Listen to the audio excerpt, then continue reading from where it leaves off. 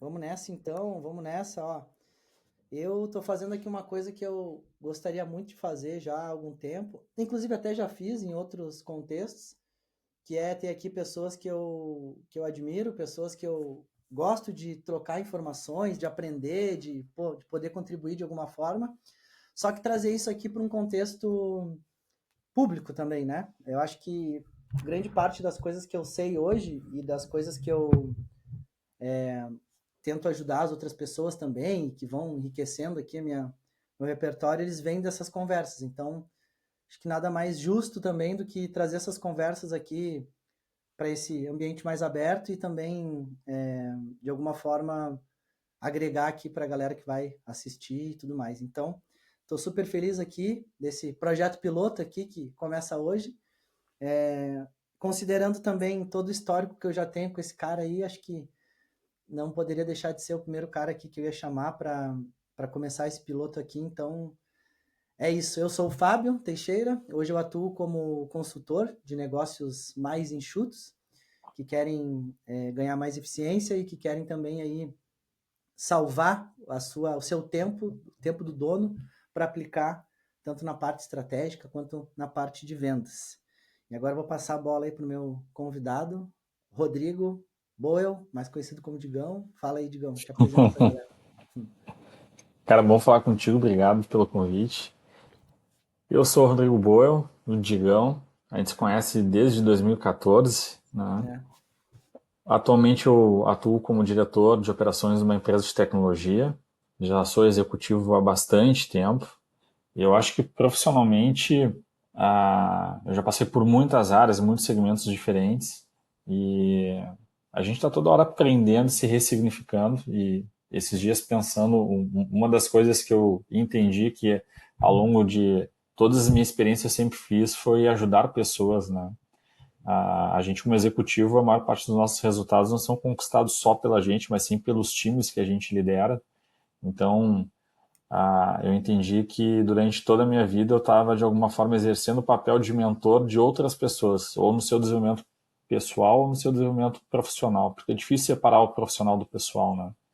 E por que eu estou falando isso? Porque além de ser um diretor, além de ser um executivo, hoje eu estou buscando também colocar isso em prática para outras pessoas, né? Continuar mentorando, ajudando pessoas que não trabalham comigo, mas que podem ter acesso comigo, né?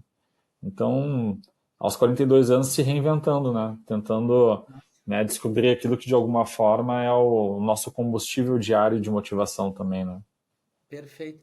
E nunca teve época tão adequada, né, para a gente se reinventar. Eu acho que não só o acesso à informação, inteligência artificial, todo esse contexto e todas essas barreiras, né, que foram caindo assim é incrível porque se reinventar num contexto onde as opções são mais restritas é talvez mais desafiador, né? Se reinventar num contexto onde, poxa, paralelamente muita coisa pode ser feita ao seu próprio trabalho, novas formas de ver as coisas e de atuar também vão surgindo, então é incrível, né? Mas que legal, cara, que massa. Sabe que tu falou uma coisa que assim, que eu conduzo muito dentro daquilo que eu acredito como negócio. Primeiro é isso, né? É o que a gente acredita como negócio. Quando eu, também nesse processo de reinvenção aí, que começou em 2024, início de 2024 mais ou menos, quando eu me propus a direcionar todos os meus esforços para minha jornada somente, eu pensei, poxa, eu já estava estudando sobre IA e tudo, vou começar a olhar para isso, né? E aí eu vou acoplar aquilo que é uma característica minha, que é me comunicar, ajudar pessoas também e tal. Então, o que se estabeleceu ali foi algo tipo, uma consultoria de IA, por exemplo. Só que, o que eu acho que é muitíssimo importante, ao mesmo tempo que é óbvio, mas a gente às vezes passa desapercebido, entender o que faz sentido pra gente, né? E aí entra muito disso do pessoal e do profissional. Porque a chance da gente abraçar algum projeto ou algum papel, né? Alguma identidade que não é nossa, ela é muito grande, cara. Mas muito, muito, muito grande mesmo, né? A gente é muito exposto a opiniões, poxa, a conteúdos, a várias coisas, a narrativas, né, do mundo, e a chance da gente estar ali fazendo alguma coisa que sequer a gente consultou, a gente mesmo, né, consultou aquilo que a gente é muito grande, cara. E aconteceu um pouco disso comigo, e é o que eu gosto muito de trabalhar. Os caras falam assim, poxa, Fábio, mas tu é um cara de negócios e tal. Eu sim, mas aí eu vou ter que usar aquela frase do Simon Sinek, né, que é negócios, mas 100% dos negócios são pessoas, 20 100% dos pessoas. clientes, 100% dos fornecedores, então, para ser negócio tem que ser pessoa antes, né? Basicamente é isso. E o que eu trabalho muito é isso, eu acredito muito, eu acho que é uma das coisas também, uma das visões que nos conectam, né? Uma das coisas que a gente pensa muito parecido, que é isso, que é da gente, dependendo do momento de vida, ou dependendo do nível de clareza interno que a gente tem, conseguir olhar, e isso aconteceu um pouco comigo, porque eu falei, beleza, consultoria de A. E aí, o que, que o mercado ouve quando ele fala isso? Quando eu falo consultoria de A, o mercado ouve um processo de automação, a criação de um agente, um software, vibe code, no code, várias coisas, né? E eu, poxa, fui nessa pegada de, ok, pô, então faz ali um escopo fechado, uma coisa mais técnica, tenta implementar e tal. E eu tava com a experiência da vida também, né, consegui detectar que eu tava caindo mais ou menos nisso, de fazer uma coisa que não fazia sentido para mim. E eu pensei, não, cara, eu não sou essa pessoa. Então eu não vou sustentar esse papel, né? Acontece que às vezes o cara cria um papel que dá muito resultado financeiro, então é difícil de não sustentar aquilo porque compensa, né? Mas no meu caso não estava acontecendo isso, eu também não estava sustentando. E aí eu voltei todo o meu esforço para o empresário, e não para a empresa. E foi aí que a coisa começou a fazer mais sentido para mim e o processo de dentro para fora, né, começou a acontecer. E aí é uma coisa interessante, porque esse lance do pessoal, do profissional e tudo, eu queria também, assim, ouvir um pouco da tua visão sobre, tu como gestor também, né, sobre um dos desafios do gestor de uma linha de diretoria, e talvez de um negócio como um todo, é ter as pessoas certas nos lugares certos, né? Esse é o primeiro ponto. Porque todo esse processo que eu falei, ele é muito individual. E talvez o contexto que a pessoa esteja inserido, corporativo, né, hierárquico e tudo Uhum. mais, ele não comporte essa, todo esse processo interno. Seja um processo mais de, cara, ok que tu toca bem violão, mas a gente precisa de um contador aqui agora. Não consigo criar um headcount aqui de músico, não vai rolar. E isso é muito doido, né? É um grande desafio quando a gente está falando de dentro de um negócio. Porque hoje, provavelmente, tenha pessoas ali que respondem para ti e tal. Então é como se tu tivesse uma empresa também, né? Uma Uhum. empresa dentro de uma empresa. Tu te responsabiliza por aquelas pessoas, tu quer o bem-estar delas, quer saber se elas estão performando bem, o resultado delas impacta no teu resultado e assim por diante. Então, como que tu vê isso hoje dessas duas frentes, né? Primeiro de o Rodrigo estar bem dentro daquilo que ele faz para Uhum. ser bom para os outros também, né? E essa complexidade toda. Fábio, tu sabe que quando e tu já teve posições assim, né? Tu já foi executivo há muito tempo. Quando a gente senta nessa cadeira de executivo, a gente começa a entender que o nosso papel ele é diferente, né? Antes de ser um executivo, quando está dentro de uma posição que ele é técnica, 80% do teu tempo vai ser relacionado a entregas técnicas, né? Quando tu vira um executivo, na verdade, muda essa grade. 80% do teu tempo passa a ser gestão de pessoas. Tu passa a ser um executivo não só de um negócio, mas um executivo que passa a mobilizar essas pessoas para entregar um objetivo compartilhado ou trazer clareza de uma visão de negócio, né? Então, Uhum, muda muito o teu papel. E daí tem uma curva de aprendizado, porque tu tem que te identificar quem tu é como líder, quem tu quer ser como líder. A gente tem que tentar entender quem são os líderes que de alguma forma nos inspiraram e de que forma elas se conectaram com a gente, entender se faz sentido. E durante um período eu comecei a entender que eu não queria ser apenas um líder. Eu tinha necessidade de poder transacionar entre perfis diferentes de líder, às vezes sendo mais duro, às vezes sendo mais próximo. Existem perfis diferentes em situações diferentes. E tá tudo ok, não existe só um perfil, né? Só que eu demorei um pouco para entender isso. E tem algumas coisas que hoje eu acredito, a diretoria que está comigo hoje é uma diretoria de operações, então 50% da força de trabalho da empresa está sobre a minha gestão, está dentro da minha diretoria. E hoje eu também abraço a área de gente e gestão. Eu sempre tive uma proximidade muito grande com essa área, até alguma forma de eu poder validar também as minhas ideias, de eu poder também ter alguém que pudesse, de alguma forma, me aconselhar sobre a forma como eu estava me aproximando das pessoas, ou de que forma eu estava buscando engajar. E eu comecei a entender que, cara, eu não acredito em gestão de pessoas, eu acredito em gestão de time. E eu sei que talvez alguém que de RH que esteja me escutando assim, ah, mas é a mesma coisa. Só que eu sou um cara que eu pratiquei esporte durante muito tempo. E daí, para mim, essas, essas nomenclaturas são diferentes. Porque quando eu tô falando de gestão de pessoas, eu tô falando de gestão só do Fábio. Eu tô olhando só para ele, só para a performance dele, o que falta para ele, as necessidades dele. E gestão de time, eu tenho que olhar como é que o Fábio se encaixa num time e entender que eu não posso só atender as necessidades dele, olhar só para a performance dele. Porque muitas vezes, se o Fábio estiver performando muito, ele pode estar prejudicando o time. Então eu comecei a entender que eu precisava olhar para a gestão de performance do time, para saber quem são as pessoas certas e se elas estão nos lugares certos. E isso começou a mudar muito a minha visão. E eu tive momentos que eu mandei pessoas que performavam muito bem, mas que, cara, geravam um impacto muito ruim para o time. E que o resultado ele não é da parte, ele era do todo. Então não adiantava eu ter o Fábio performando muito quando o time estava numa régua abaixo.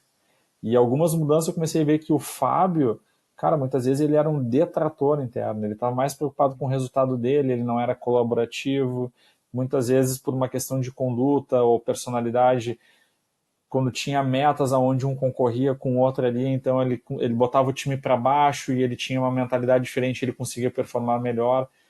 Então, a partir dali eu comecei a entender um pouco diferente também como é que a gente organiza esses times, tipo de tipologia de time, né, perfil. Eu não posso ter pessoas com o mesmo perfil dentro de um time.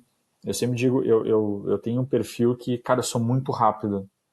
Eu gosto de entregas rápidas, mas não entregas rasas. É muito o conceito de MVP. Como eu trabalhei muitos anos com projeto, eu entendi que tudo aquilo que a gente está fazendo é melhor eu ter 70% pronto e colocar para rodar do que esperar ter 100% e ficar procrastinando. Aquilo, inclusive, faz mal pro gestor, para o time, para a entrega. Então, eu tenho um perfil muito acelerado, mas eu não posso ter tudo no mesmo perfil do que eu. Eu preciso ter, às vezes, algumas pessoas que, cara, vão pedir ter um pouquinho mais de tempo, vão querer pensar, desacelera o time. Então, fazer a composição desses times, cara, foi algo assim que me ajudou muito. Eu acho que muito dos resultados que eu consigo entregar por meio das pessoas, eu sempre digo, obviamente os resultados eles têm uma contribuição minha, porque a organização desses times, a escolha dessas pessoas, elas passam por mim, mas não sou eu que faço o trabalho delas lá na ponta, né? Então só parte desse resultado tem minha contribuição. Mas a forma como esses resultados têm sido gerados tem sido basicamente pela forma de conseguir montar times com boa performance, né? Pessoas que se complementam, pessoas que, inclusive, com diversidade de conhecimento, de visão, aonde tu consegue criar também um ambiente de oxigenação. Muitas vezes, quando a gente tem times que estão muito tempo dentro dessa organização, e a gente sabe que a gente fala muito em resistência, em algumas crenças limitantes dentro do time, dentro da organização. Então, eu também entendo basicamente como uma gestão de um time de futebol que eu preciso ter um giro natural dessas pessoas. Porque existe um momento ali que aquelas pessoas elas não vão conseguir crescer mais e que eu preciso trazer pessoas com uma outra visão, com uma outra experiência, ou pessoas que queiram trilhar aquele caminho internamente de crescimento como uma forma de continuar mobilizando o time, né? Eu lembro assim, eu tive uma conversa muito legal, cara, foi meu CEO, uma empresa aqui em Porto Alegre, flamenguista, fanático, Tá feliz, então? e ele deve estar feliz, cara, faz algum tempo que eu não falo com ele, mas, cara, ele tinha uma dor com ele, que era a forma como ele perdia as pessoas dentro da organização. E daí um dia eu conversando com ele, cara, bem informalmente, assim, eu falei, deixa eu te fazer uma pergunta, cara. O Flamengo consegue reter todos os talentos ou tem uma curva ali dentro? Esses caras têm momentos que os caras têm que ir pra fora, os caras querem jogar Champions League, porque os caras não querem ficar jogando só Libertadores. Tu vai perder profissionais naturalmente dentro da tua organização. E tá ok. Significa que tu preparou aquela pessoa e ela tá ambicionando ter voos maiores. A questão é como é que tu tá formando a tua base. Para que dentro desse processo de sucessão que faz parte e que é bom para o negócio, tu tá tendo uma boa base para poder assumir os desafios ou continuar dando o ritmo de conquistar títulos como o Flamengo. Mas perder, craque, tu vai perder. Ele É não vai tirar o foco de ficar. quem, é tirar o foco de quem tá saindo e manter o foco em quem ficou, né? Exatamente. Tipo isso. Perfeito. E não sofrer com isso, entender que é natural. Né? Sim. Não se culpar E também, né? Porque daí tem um lance de todo mundo que tem uma equipe, assim, e responde por isso, e eu lembro da minha época também, a gente também se envolve, né? A gente também, assim, poxa, se uma pessoa sai da equipe, o processo da gente eventualmente se questionar, pô, o que que eu fiz de errado, aquela coisa. Então, esse envolvimento, às vezes até culpa, né? Mas essa responsabilidade que a gente assume, ela, ela tem que ser gerida também, assim como o ego e todo um pacote de coisas assim que são mais intrínsecas, né? Mais emocionais e tal, né?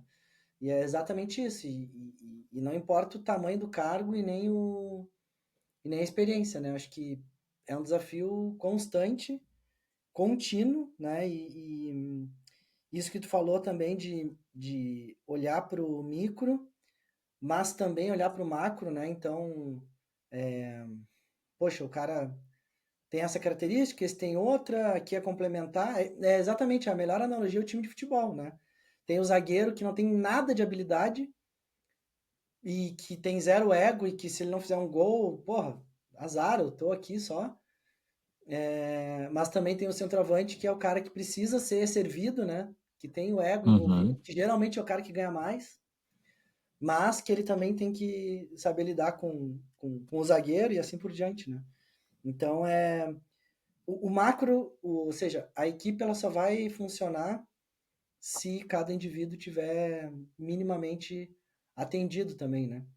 Mas eu concordo contigo que o perfeito. fluxo talvez seja o que que a nossa equipe precisa, né? E quais são as peças que a gente tem, e não esse trabalho muito próximo, individual, que distancia um pouco da equipe e que daí quando vê tu tem, sei lá, 10 pessoas na equipe, tu tem 10 mundos diferentes para lidar. Quando na verdade tu tem que criar o ambiente e depois ir conectando ali as pessoas. Sempre que a gente fala de liderança, de pessoas, né, em negócios, assim, eu me identifico também e lembro da época de empreendedor que tinha pessoas no time, né? Porque no caso do empreendedor, cara, a complexidade, na minha visão, né, da gestão de pessoas, depende do tamanho da empresa também, né? Mas quando a gente está falando ali de uma empresa de, sei lá, 5, 6 pessoas, na minha visão, na minha experiência prática, ela fica 10 vezes mais complexa. Porque Uhum. imagina, tu não tem uma camada, digamos assim, ou uma bandeira que tu está carregando, né? Então, por exemplo, não existe um desligamento numa empresa de 5 pessoas que o dono, que não seja o dono do negócio a fazer. Já começa por aí, porque não está departamentalizado, né? Então é tu que vai ter que fazer o desligamento. Não existe no desligamento de uma empresa pequena tu usar um argumento ou um subterfúgio do tipo, cara, as coisas não estão boas, a matriz pediu pra gente fazer esse desligamento. Então, tipo assim, cara, não tem filtro nenhum. É tu e tu mesmo ali. Então, o desafio, né, de gerir as pessoas, ok, poxa, eventualmente tu não performou, né, não teve resultado. aquilo vai impactar o teu bolso diretamente, né? O bolso da empresa e, consequentemente, o teu. Então, eu reforço uma tese que eu tenho, que é todo mundo que tem uma boa carreira corporativa, com cargos que envolveram todas essas skills, gestão de pessoas, situações mais complexas, uma demissão que teve que fazer, coisas assim, tá super preparado para empreender. Porque tem ali o pacote de ferramentas, vai precisar ajustar só algumas coisas, né? Como eu estava falando, não vai ter mais um filtro, é tu contigo mesmo, Uhum.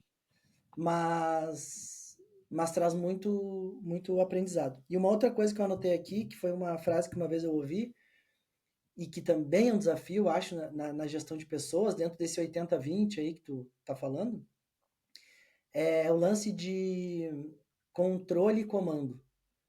Era alguma coisa assim que eu vi, o cara falou uma frase assim, o gestor que só controla não faz o bonde andar. O gestor que comanda, sim. Então, aquela coisa do controle ser algo mais reativo. Gente, como é que tá? Tudo bem? E aí, estão fazendo? Não estão fazendo? Estão com alguma dificuldade? Precisa de ajuda? Na minha visão, na minha leitura, né? E o comando que é, gente, olha só, para tudo, vamos todo mundo para cá. Agora tu sai daí e vai para cá. Então, isso também é um desafio, porque nos dias de hoje, não sei se é nos dias de hoje, não sei se é uma visão minha, mas o lance do controle, o lance do comando, no sentido de, cara, não é à toa que eu tô aqui. Então, se eu tô aqui, é porque me confiaram em mim. Então, eu tenho que tomar a decisão. E uma das decisões é falar o que vocês vão fazer. Basicamente é isso aí. Então, tu para de fazer isso, faz aquilo e tal, não sei o quê. Porque, mesmo que seja para errar, que seja com convicção, né? Ah, não, mas foi o cara que falou. Eu falei, eu errei, pronto. Mas eu comandei, eu fiz meu papel, entendeu? Eu não fiquei aqui, né? E aí que entra esse lance também complexo de ser uma linha muito tênue, né? Entre, beleza, tu até pode querer comandar, mas a pessoa ela tem que estar receptiva e tem que perceber que aquilo, né? Tu tem que ser a história do líder mesmo, né? Uhum. De levar pelo exemplo e tal, da pessoa dizer, não, ok, né? Ou aquela coisa de tu conseguir estabelecer uma relação que a pessoa diz, o que que eu faço? A pessoa tá te perguntando o que que tu faz, que também é bom e ruim, mas ok. Então, acho que esse lance de controle e comando também, não sei qual que é a tua visão, mas acho que isso nos negócios e esse é um ponto e um outro ponto para fechar, que é dentro desse momento todo que a humanidade vive de inteligência artificial, como que tu vê as, o encaixe, né, da valorização ou da forma como um gestor pode ganhar eficiência ou ganhar repertório ou ser mais estratégico para, inclusive, botar as pessoas no lugar certo através da, da tecnologia, do uso da IA, Uhum. porque é aquilo que todo mundo diz, e eu concordo muito, o capital humano vai ser cada vez mais valorizado, né, dentro das ações que envolvem capital intelectual humano, né, e que Uhum. tem uma lista de coisas que ninguém fala muito, mas que a IA não faz. E que nunca vai fazer, que são correlações e tudo, que, ok, tem visões mais catastróficas lá, que a IA vai dominar tudo, não concordo muito com isso, mas dentro dessa lista de coisas que a IA não vai fazer é onde, putz, a necessidade desse 80-20 vai aumentar muito, porque hoje a carga de um gestor perante aos seus, de um líder e tal, perante os seus liderados, ela ainda envolve muita coisa que é, ok, preencheu aí a planilha de que toda semana tem que ser feita, ainda tem ali uma camada de coisas que não vão ter, ponto, acabou, não vão ter mais, não vai existir, não vai ter nenhuma companhia que tenha gente preenchendo planilha de Excel ou fazendo coisa, né? A única dúvida é o tempo. E aí, como que a gente, né, como que esse tempo é ocupado e como que a gente explora mais esse capital humano, considerando que boa parte daquilo que faz parte da interação hoje não vai mais existir, né? Claro que cada caso é um caso, né? Tem casos que nem tem tanto. Cara, eu vejo três pontos aí. Tá? O primeiro a respeito do empreendedor, né? Eu acho que o empreendedor aqui ele tem um pequeno negócio, ele tem uma complexidade maior, porque é o chamado eu empresa, né? Eu faço tudo, eu sou financeiro, eu sou RH, eu sou a área de treinamento, mas o que eu vejo assim, que talvez seja dois pontos que o empreendedor ele tem que tentar entender. O empreendedor, quando ele tem uma vivência de mercado e ele abre seu próprio negócio, ele tem que ter a clareza de que existe um nível de maturidade entre o que ele vivenciou e que ele traz de experiência como empreendedor e o nível de maturidade da empresa que ele está criando e as pessoas que começam a fazer parte desse time. Por que eu trago isso? Porque eu já fui empreendedor e eu me lembro quando eu abri a minha primeira empresa, a primeira coisa que foi assim, cara, nós vamos ter participação por resultado. Meritocracia é importante. Já vivenciei isso, as pessoas se sentem como são, como donas do negócio, o negócio flui. Cara, quando eu implantei, mesmo a empresa não tendo resultado, as pessoas achavam que tinham direito a ganhar algum dinheiro a mais. Elas não tinham maturidade para entender um programa desse, né? E ali eu comecei a entender que, cara, eu estava preparado, eu tinha vivenciado, né? Era uma empresa que tinha 100 anos, que já estava com o programa instalado faziam 10 anos. Então, o empreendedor, quando ele vem de mercado, ele tem que tentar entender e ter a clareza de que a maturidade dele é diferente do negócio dele. Então, tem algumas coisas que não vão funcionar naquele momento e que ele vai ter que construir para que futuramente faça sentido. Tem algumas coisas que eu acho para esse empreendedor também facilita, né? Porque quando tu é um executivo de uma empresa, tu está mais distante da operação.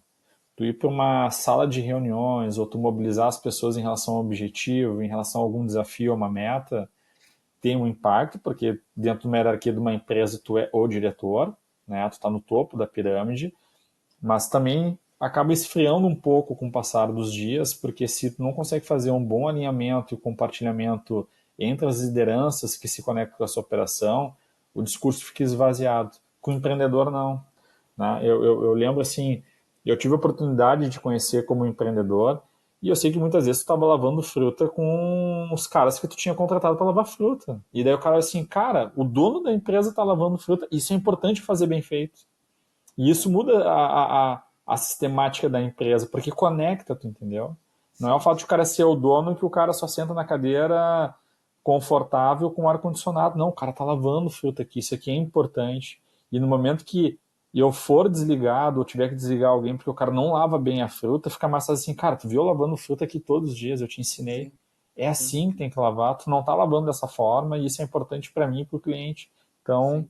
tchau, né? Então, Perfeito. acaba facilitando também a comunicação de alguns processos, né? Tem um livro, cara, que me ajudou muito, que se chama A Execução do Rancharan, tá?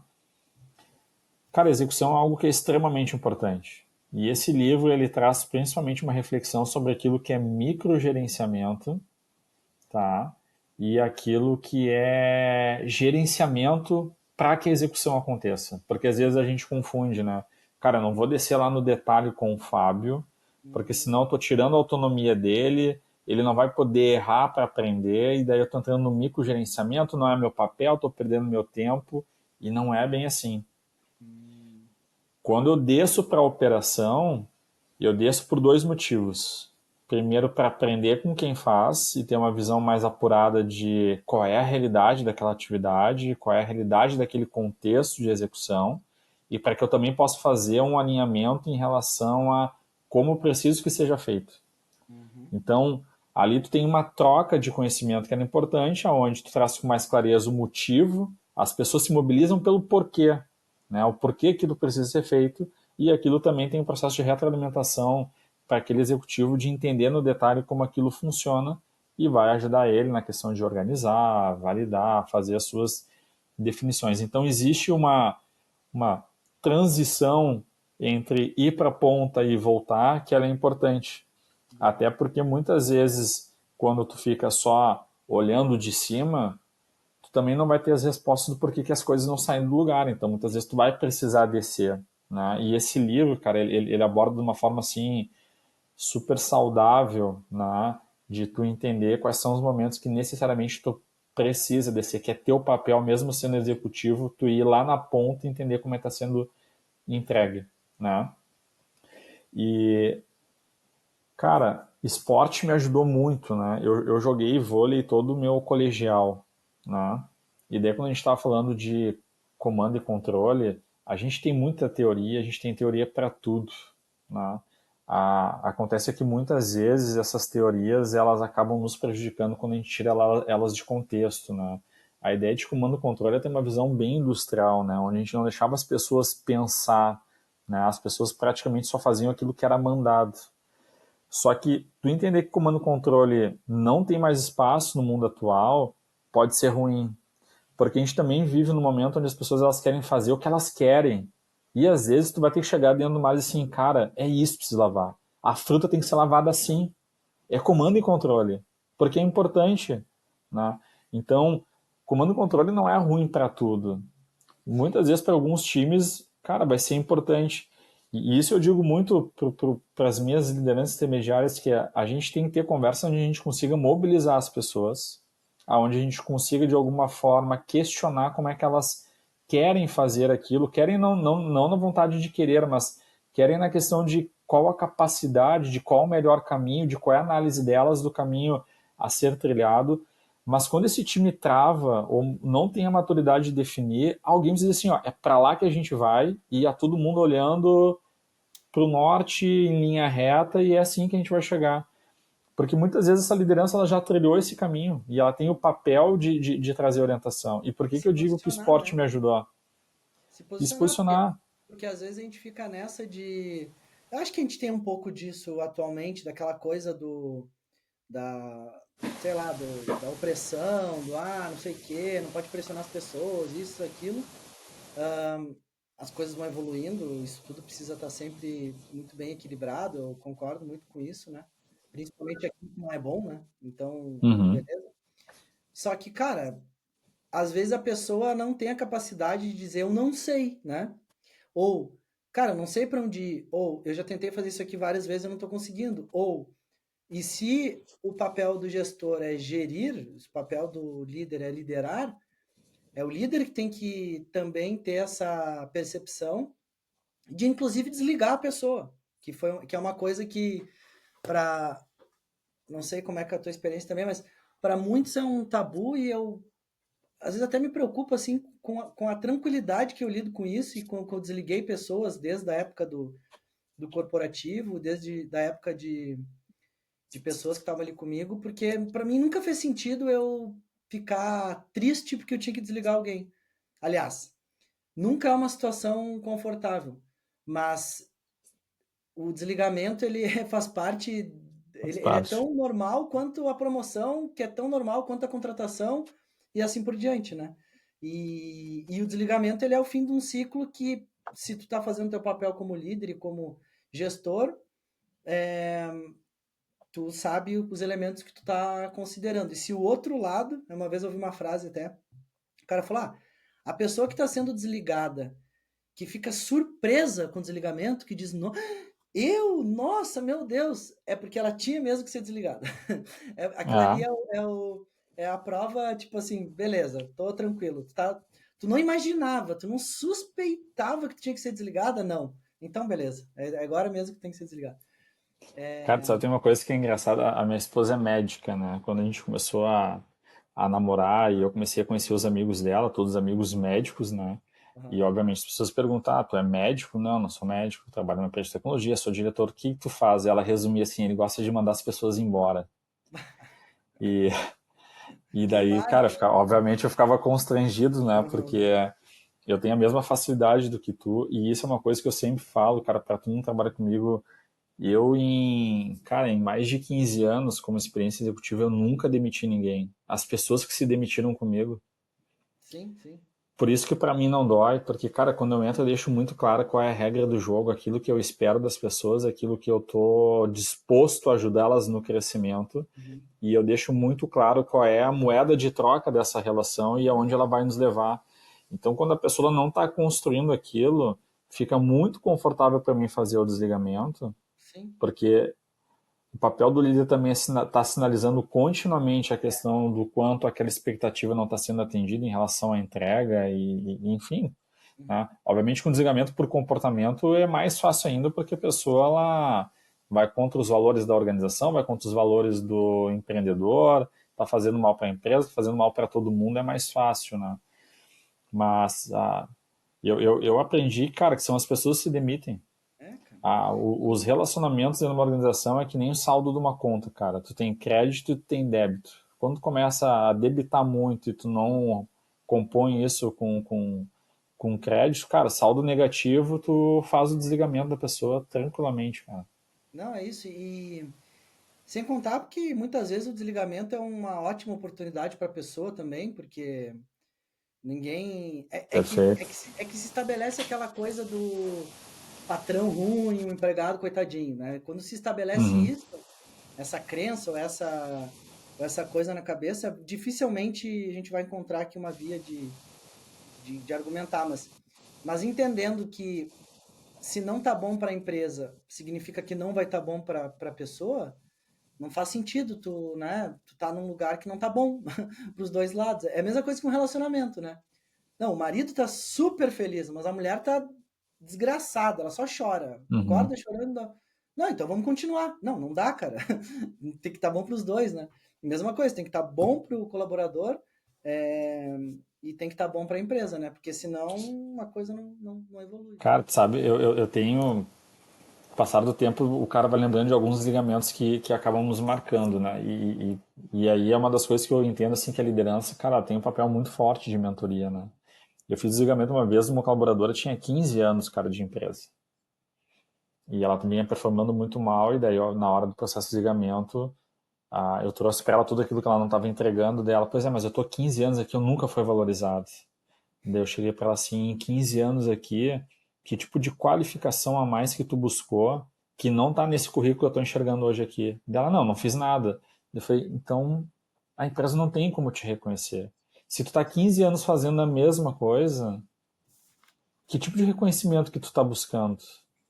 É, Eu não posso pagar para ti um valor X para quem há 15 anos faz a mesma coisa. O exato. salário ele está atrelado à tua capacidade ou de resolver o problema ou de gerar um resultado. Tu continua gerando o mesmo resultado que Uhum. essa remuneração está atrelada. Né? E daí, cara, quando eu comecei a mostrar isso para ela, eu vi que foi caindo a ficha dela assim, cara, tô sendo demitido de uma baita de uma empresa, a culpa não é da empresa, a culpa é minha. E eu ainda Foi, na conversa ela comecei foi com ganhando ela, consciência foi ganhando. E eu falei para ela assim, agora tu tá sendo demitida, tu tá indo pro mercado de trabalho, tu tá com o teu currículo atualizado? O teu currículo é atualizado para essa função no mercado ou tu só estava nessa empresa porque tu já estava há 15 anos? E, cara, eu acho que foi batendo desespero na pessoa que ela falou assim, cara, eu me botei num buraco né? que eu achei que alguém tinha me colocado lá e, na verdade, a única responsabilidade foi minha. Então, esse é o papel muito da liderança, né? A única coisa que eu vejo, assim, é que, cara, a maior parte das lideranças hoje tem dificuldade de fazer conversas difíceis, né? E, cara, ela faz parte. Eu vou dizer assim que na maior parte do tempo as conversas elas vão ser difíceis. Esse é o É isso papel que do eu ia líder. dizer. Eu acho que fazer conversa fácil não tira muito do lugar. Conversa fácil é assim como um negócio que eu sempre falo, que movimenta um negócio são decisões. São coisas, são decisões. Decide ficar parado, tu não movimenta, né? Decide fazer tal coisa, decide investir, decide não investir, decide contratar, decide criar um produto. As decisões, né? Tá resolvendo um problema novo e decidindo. Na relação com as pessoas é quase sempre conversa difícil, né? E quanto menos conversa difícil tu tem, menos hábil tu fica para ter conversa difícil. E é a analogia de um relacionamento também. Puta, é famoso elefante na sala, né? O famoso sujeiro para baixo do tapete. Vai indo, vai indo, vai indo, vai indo. Uhum. Pô, aquele cara. Isso é muito doido, porque eu atendo alguns clientes que são empreendedores que têm time, e aí, às vezes, tá ali no momento de entender, né? De desabafo e tal, aquela coisa. E aí o cara começa a falar mal de todo mundo, de todos os colaboradores para mim. Né? Ah, cara, contratei um cara, putz, nem te falo, contratei um cara, ele tinha que fazer tal coisa e tal. Aí eu vou ouvindo, eu vou ouvindo. Eu falei, não, legal, mas essa conversa ela tá sendo muito fácil para ti porque tu tá falando para mim. Para quem tu deveria estar falando, tu não tá falando. Eu quero saber quando que tu vai falar para essa pessoa e como que tu vai falar isso que tu tá falando para mim. Aí o cara fica, pô, cara, senão senão tu nunca vai desenvolver essa habilidade também de ter conversas difíceis. E a habilidade de ter conversas difíceis é abstrair o julgamento, por exemplo, do tipo, eu quero ser o gestor queridinho, eu quero ser Uhum. o dono do negócio queridinho. Cara, não quero ser nada, eu tenho que fazer o meu papel, eu tenho que fazer o que tem que ser feito aqui e, e ser coerente, né? E fazer aquilo que faz sentido, né? Não é nenhuma conversa difícil porque emocionalmente tu está envolvido com aquilo e nenhuma conversa difícil porque tu não gosta do time que aquela pessoa torce. Primeiro ponto para ter confiança de ter uma conversa difícil é ter bons critérios, ter maturidade e estar bem confiante daquilo que tu tá falando, bem embasado, né? Uhum. Digamos assim. Que foi o que nesse caso que tu trouxe, a pessoa tava -10, né? E tu tava, tipo, +10. Tava uma escala, ela tava nada embasada no que ela só falou uma coisa, né? Eu gostaria de ser, só que ela nem pensou no que ela tava falando. E isso É, o gestor não pode fazer nunca. Tem que estar muito, muito, muito afiado e preparado para ganhar confiança, né? Porque ter uma conversa difícil sem confiança faz o efeito contrário. Aquela coisa, sabe quando perfeito. tu chega cheio de ímpeto? Vou chegar para esse cara e vou dizer que ele tem que melhorar. Só que daí tu tá sem confiança que tu não sabe muito bem. E aí quando vê o cara fala uma ou duas coisas, tu, é mesmo, não, tudo bem, vamos almoçar então, tal. Aí fala, porra, amoleceu aí, não, não tava É. confiante, né, e tal, né? Mas, cara, tu sabe que a minha maior faculdade, assim, cara, como executivo, isso eu uso muito ali com os times brincando. Uma foi o esporte, que eu já falei, e, cara, outra é o casamento, cara. O casamento, ele ensina muito também, cara, porque o casamento tem gestão de conflito Muito, diariamente, né? é. E tu sabe que uma das coisas que eu associei esses dias, cara, eu quando casei, né? Eu lembro assim, quando a gente preparou os votos, cara, foi algo que eu parei muito para pensar assim, porque o voto ele é a verbalização de um contrato, né? Aquilo que tu te compromete com a pessoa, Verdade. tá? E às vezes quando tá casado há 6 meses, há um ano, esses votos eles são mais presentes. E se tu tá casado há 10, 15, os votos eles ficaram mais distantes, né? Como é que uma empresa faz? Cara, definição estratégica, de visão de futuro é anual. E daí eu fico pensando, cara, por que, que os votos não são repactuados anualmente? Porque ali é a intenção daquilo que as pessoas querem construir. Né? A gente tem um amigo em comum, né, o Gabriel, e ele me fala assim, cara, isso é questão de ter a clareza do contrato. Cara, muito bom. Né? E, e eu faço isso, cara, anualmente com os meus times. Eu faço os votos com eles. Né? De Muito chegar bom. assim, olha, a empresa está indo para lá. A gente é um time. Eu não vou sozinho para lá. Nós Uhum. precisamos ir junto. E daí, como eu também durante um período eu corri, eu gosto muito de usar a ideia do pace, né? Eu sempre digo assim, cara, o meu pace é correr no pelotão da frente. Eu vou treinar vocês e puxar para que a gente possa correr a maratona juntos. Quem ficar para trás, eu não vou diminuir a minha velocidade, Sim, porque eu não sei correr com a turma do fundo. Eu corro com a turma da frente, sim. né? Mas ali tem muitas coisas, cara. Tem performance, tem visão de time, tem questão de renovação de votos. Então, isso me ensina muito, cara. Assim, hoje eu vejo que o meu maior aprendizado está na forma como eu ressignifico as coisas de lugares diferentes. Então, tem coisa que acontece na empresa que eu trago para o casamento, tem coisa que acontece no casamento que eu levo para a empresa. E eu acho que isso está muito relacionado a algo que até tu comentou comigo, que é, cara, a gente tem que estar atento aos nossos pensamentos, né? Às Sim. nossas ideias, porque isso vai trazendo um arcabouço para ti, uma maturidade que, cara, ela vai pegar todas as esferas da tua vida, né? Perfeito, perfeito. Então, Eu ouvi essa e, semana uma pessoa falando, desculpa eu interromper, mas eu vi uma pessoa falando que exatamente essa analogia dos contratos, né? Que a nossa vida são várias caixinhas e cada caixinha ali é um contrato. Então, pô, a minha relação com o meu negócio, por exemplo, é uma caixinha que tem um contrato ali dentro. A minha relação com a minha esposa, com o meu marido, é uma caixinha que tem um contrato. E tem muitas caixinhas que a gente deixa fechada por muitos anos. A gente não abre e não revê o contrato. Tem cláusula ali que não faz mais sentido, tem cláusula que precisa ser inserida, tem, sabe, partindo do pressuposto que os contratos são feitos por duas partes, e essas duas partes são seres humanos vivos, né, em desenvolvimento, não, muito provavelmente o contrato já não faça mais sentido, né? O mercado mudou, o core business da empresa mudou, os indivíduos mudaram, meio time saiu, o Rodrigo fez uma formação que abriu a mente dele. Então, várias coisas aconteceram. O contrato ainda é o mesmo, né? Perfeito. E o contrato mais importante de ser revisado é o nosso com a gente mesmo, né? Tipo, para onde eu tô indo, o que que eu quero e tal. E tem o Osho, né? E o Osho fala muito assim, ele estava numa palestra, assim, né? Falando lá num seminário e tal. E aí ele falou lá um ponto de vista dele, né? Ele falou, eu acho que é isso, isso. E aí uma pessoa levantou a mão e falou, Osho, permita aqui eu fazer uma interrupção. Não, não diga. É que numa outra palestra no passado tu tinha dito uma coisa diferente disso. Daí ele parou assim e falou: sim, eu não tô lá naquela palestra do passado. Eu tô na palestra de hoje. Aquela pessoa que falou lá na palestra do passado era uma. Tu tem que te focar no que eu tô falando aqui agora. E é muito disso, né? Às vezes as pessoas não entendem, tipo, mas como que a gente tinha que fazer isso, agora tem que fazer isso, mas como que tu queria uma coisa, agora tu quer outra? Cara, eu não sou a mesma pessoa, né? Vocês não são as mesmas pessoas. Uhum. O mercado não é o mesmo. O avanço das coisas, ainda mais hoje, não é o mesmo. Em que sentido faz a gente colocar algo na pedra, né? Então é Sim, super exato. importante isso, né? Muito massa. É, cara, e isso para tudo, né? Porque às vezes a gente muda aquilo que a gente quer fazer, né? A gente muda também as nossas convicções, mas a nossa essência ela permanece a É, mesma, né? é. Tem uma coisa que eu aprendi esses dias, é a questão da ideia de temperamento, né?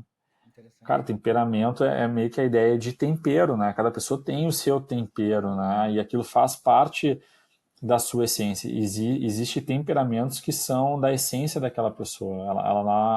Cara, ela pode até tornar brando algum, mas aquilo ali tá no core dela, né?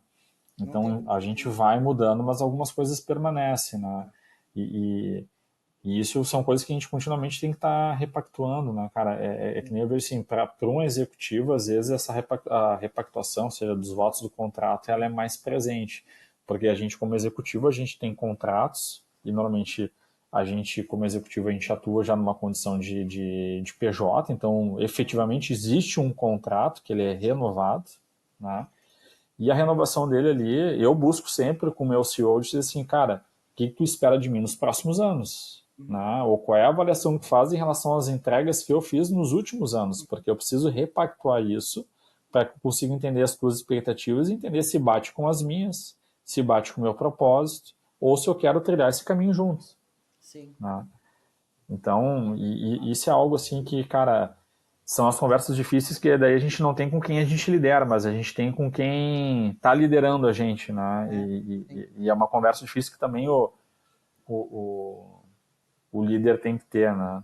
E, Sim. cara, são fundamentais. Eu sempre digo assim, para mim, botar a cabeça no travesseiro e ter paz é ter a clareza da regra do jogo, cara. Boa. Né? Regra do jogo em relação aos amigos, regra do jogo em relação ao trabalho, regra do jogo em relação a relacionamento, Boa. né? Porque eu vejo que se espalha para tudo, né? Eu tive muitos amigos, cara, que depois que eu entrei numa condição de executivo, começou a ter alguns julgamentos assim, porra, agora nunca tem tempo para nada, agora tá num outro nível, não quer mais se misturar, agora não sei. Cara, não é, cara. A gente tem outras obrigações às vezes, né? A gente tem um ritmo Sim. de trabalho que ele é diferente, né? Dificilmente tem algum dia que eu bateu 18 horas, opa, vou para casa agora e me desliguei. Não, cara, às vezes tu vai para casa, tu vai até as 9 da noite lendo um relatório, às vezes tu acorda 5 horas da manhã para preparar um material para o outro dia, então são ritmos diferentes, né? Sim. E eu te fazer acordos, inclusive, com os amigos, assim, galera, olha só.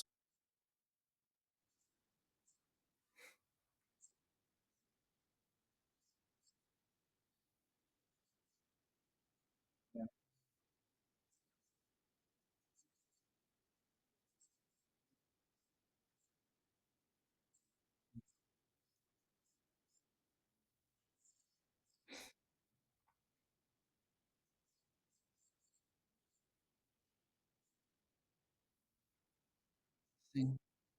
Perfeito, cara. Muito bom. É, eu também tô muito nessa. Também tenho 42 anos.